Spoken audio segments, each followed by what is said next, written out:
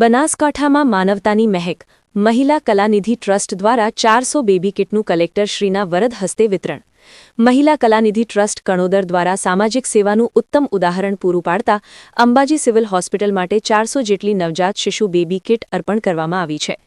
બનાસકાંઠા કલેક્ટરના વરદ હસ્તે આ કિટનો જથ્થો અંબાજી સિવિલ હોસ્પિટલના અધિક્ષક વાય.કે. મકવાણાને સુપરત કરવામાં આવ્યો હતો.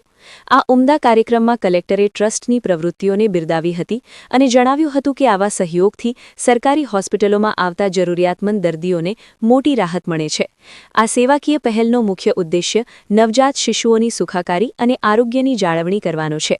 કણોદરના આ ટ્રસ્ટ દ્વારા અપાયેલી આ કિટ સીધી રીતે અંબાજી અને આસપાસના અંતરિયાળ વિસ્તારના જરૂરિયાતમંદ પરિવારો સુધી પહોંચશે, જે માતૃબાળ કલ્યાણના ક્ષેત્રમાં આશીર્વાદરૂપ સાબત થશે.